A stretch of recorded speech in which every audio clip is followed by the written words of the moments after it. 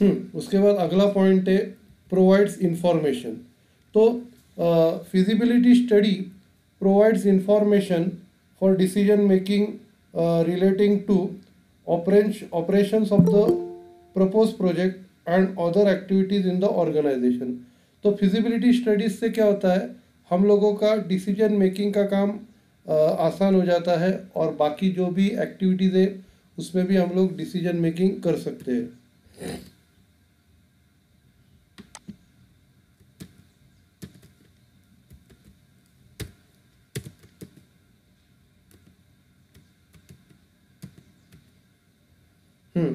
पर में next point है cost of business plan reduce.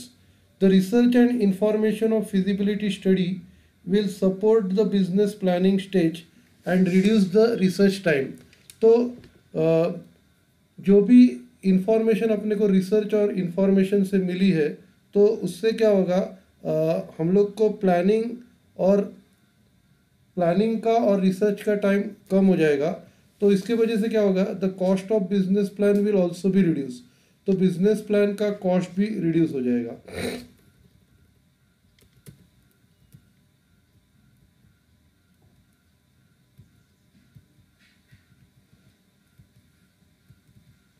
फिर अपना नेक्स्ट चैप्टर है बिजनेस यूनिट प्रमोशन। ये नया टॉपिक है। सबसे पहला introduction. Business units promotion refers to all those activities relating to setting up and promotion of business. तो बिजनेस यूनिट प्रमोशन में हर वो सब एक्टिविटीज़ इंक्लूड है जो अपने को बिजनेस सेटिंग से लेके प्रमोशन तक लगती है। Business promotion simply refers to all those activities that are required to undertaken to establish a new business unit for manufacturing or distribution of any product or provide any services to the people। तो business promotion में क्या क्या include है, वो जो activity जो अपने को लगती है नया यूनिट्स एस्टेब्लिश करने में, जिससे हम लोग यूनिट्स मैन्युफैक्चर करें और उनको डिस्ट्रीब्यूट करें लोगों में। तो ये बिजनेस प्रमोशन है।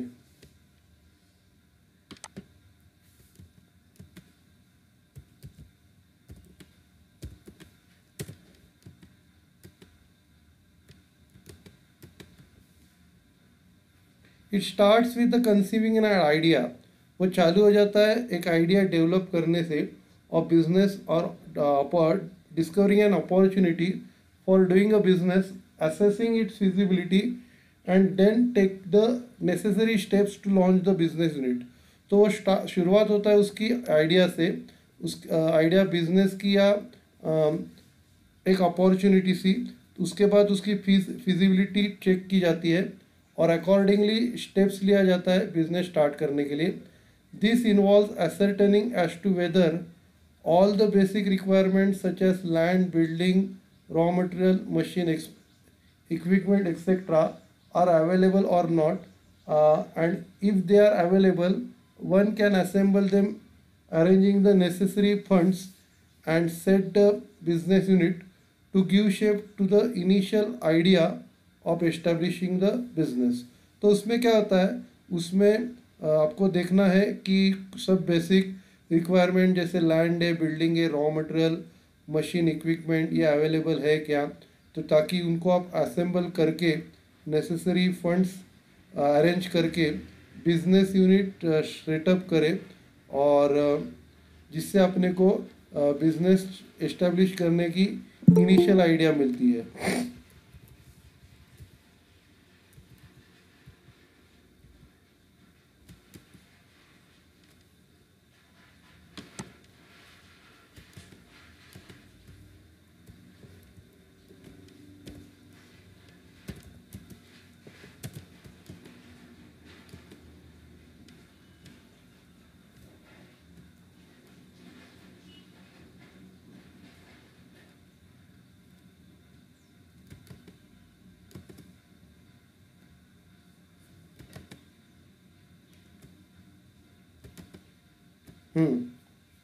तो अभी हम लोग नया पॉइंट स्टार्ट करते हैं, stages of business unit promotion. तो following are the main stages in setting up a business units. तो बिजनेस यूनिट सेट करने के ये स्टेजेस है। सबसे पहला डिस्कवरी ऑफ बिजनेस अपॉर्चुनिटी। तो ये पहला स्टेप है, बिजनेस अपॉर्चुनिटी को डिस्कवर करना। The task of a promoter start with his conception of business activity.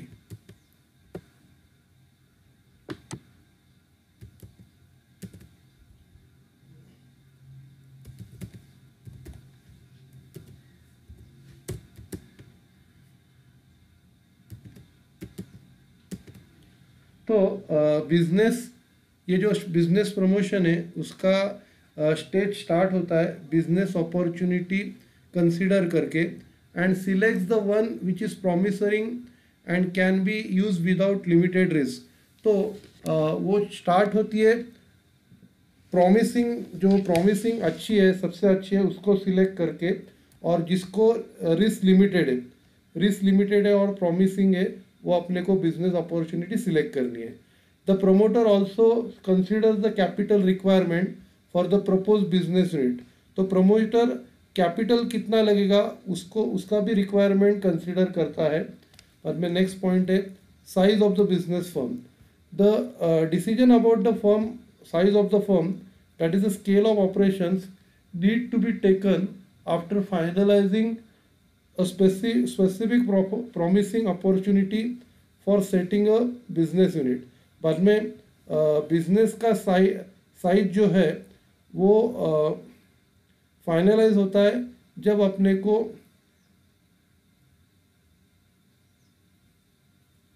Business opportunity कितनी है उसका पता अपने को चलता है, तब बिजनेस का स्केल ऑफ ऑपरेशंस अपने को समझ में आता है।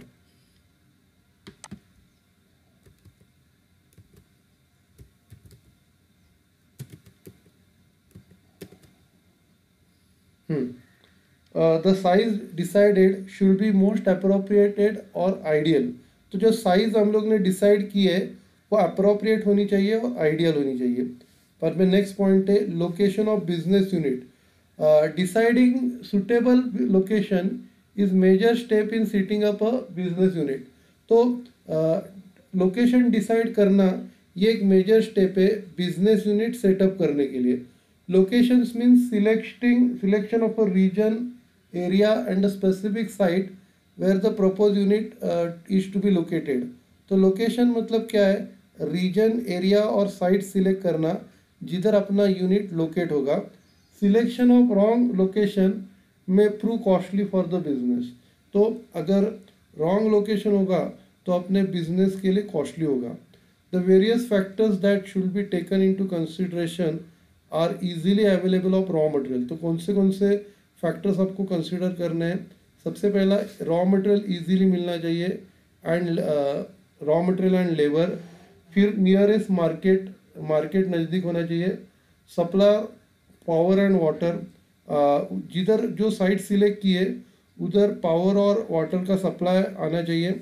फिर अवेलेबिलिटी ऑफ बैंकिंग, उधर बैंकिंग फैसिलिटीज़ अवेलेबल होनी चाहिए। फिर warehousing and communication facility होनी चाहिए, ट्रांसपोर्ट फैसिलिटीज़ होनी चाहिए। तो ये सब होना चाहिए। One should consider alternate location and select the best among them. तो आपने को क्या करना है, अल्टरनेट लोकेशन कंसीडर करना है और उसमें से बेस्ट लोकेशन आपको सिलेक्ट करना है। एक काम करो, इधर तक आप पढ़ के लो।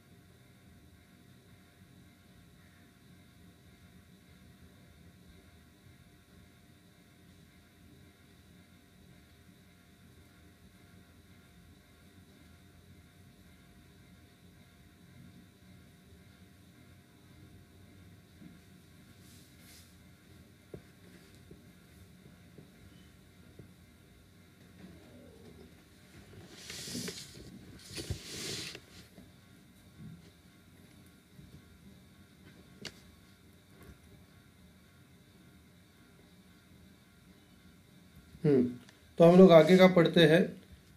उसके बाद का जो पॉइंट है, selection of form of organisation. फिर कौन सा फॉर्म अपने को डिसाइड करना है ऑर्गेनाइजेशन के। In this step the decision is taken as regard the form of organisation of propose enterprises. फिर आपको फॉर्म डिसाइड करना है ऑर्गेनाइजेशन का क्या होना चाहिए। It must be organise as a sole proprietorship और पार्टनरशिप। वो अपना सोल प्रोप्राइटरशिप हो सकता है, पार्टनरशिप हो सकता है, जॉइंट स्टॉक कंपनी और कोऑपरेटिव सोसाइटी। तो ये चार फॉर्म में से कौन सा भी एक हो सकता है। While deciding a suitable form, various factors such as capital requirement, managerial skill requirement, size of the business and market available need careful consideration. तो जब हम लोग फॉर्म डिसाइड करते हैं तो अलग अलग फैक्टर्स है, जैसे कैपिटल रिक्वायरमेंट है, मैनेजरियल स्किल है, साइज ऑफ बिजनेस है, तो और मार्केट अवेलेबल, ये सबको आपको केयरफुली कंसिडर करना पड़ता है। फिर नेक्स्ट पॉइंट है financial and tax planning. Adequate capital is required for starting N enterprises and also for its smooth working. तो आपको एडिक्वेट कैपिटल लगता है और एडिक्वेट लगता है आपको बिजनेस स्टार्ट करने के लिए और उसको स्मूथली रन करने के लिए। Appropriate financial planning ensures financial stability. तो एक अच्छा फाइनेंशियल प्लानिंग आप अगर करोगे तो उससे फाइनेंशियल स्टेबिलिटी आएगी।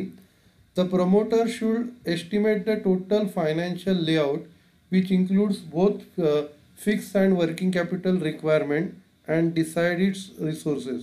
तो प्रमोटर को एस्टिमेट करना है कितना पैसा लगेगा, जिसमें दोनों फिक्स एंड वर्किंग कैपिटल का रिक्वायरमेंट आपको जानना जरूरी है।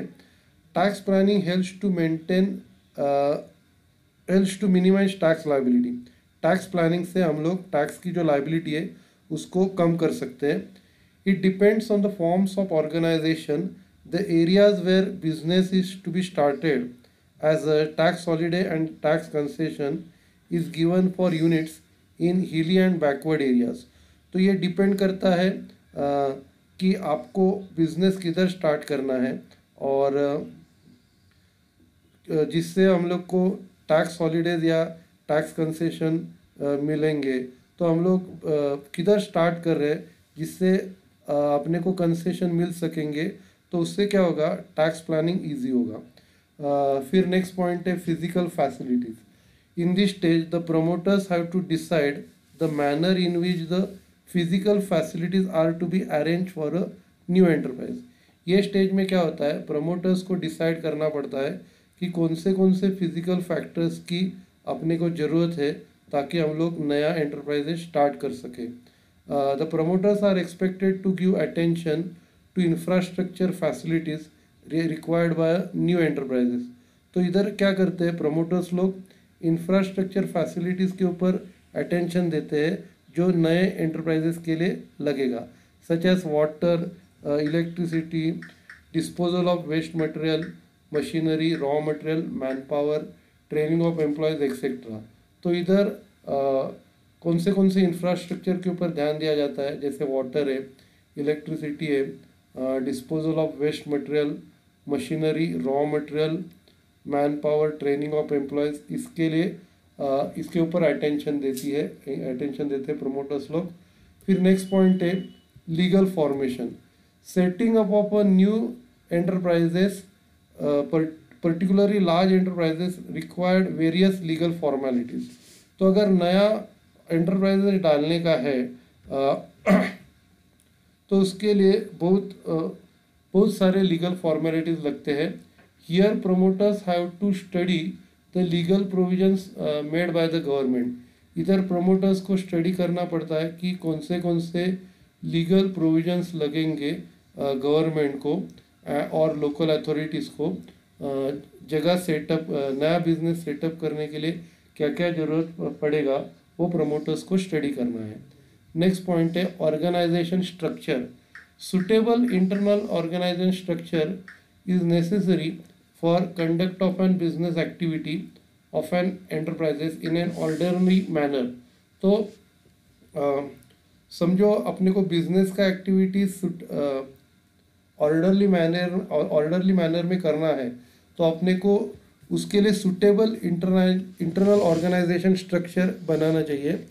This avoids confusion, duplication of work and wastage of all kinds. तो उससे क्या होता है, हम लोग कन्फ्यूजन और डुप्लीकेशन ऑफ वर्क को अवॉइड कर सकते हैं और वेस्टेज भी नहीं होता किसी भी प्रकार का.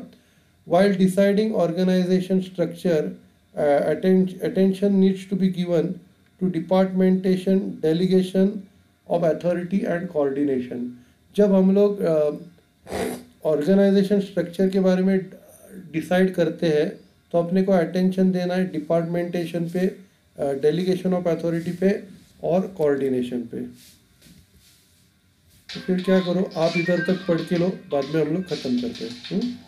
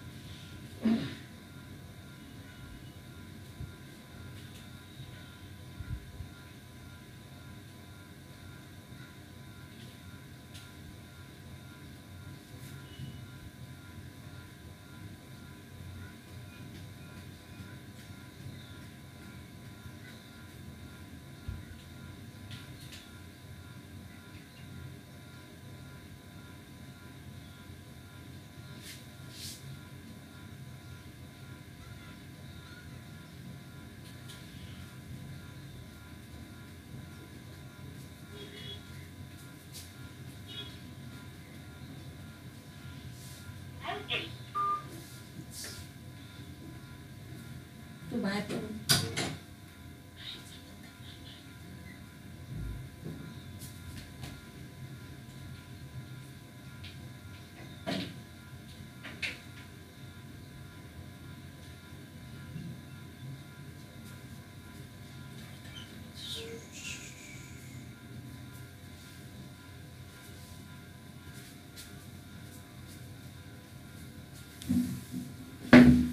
ओके, फिर हम लोग ख़त्म करते हैं. Thank you.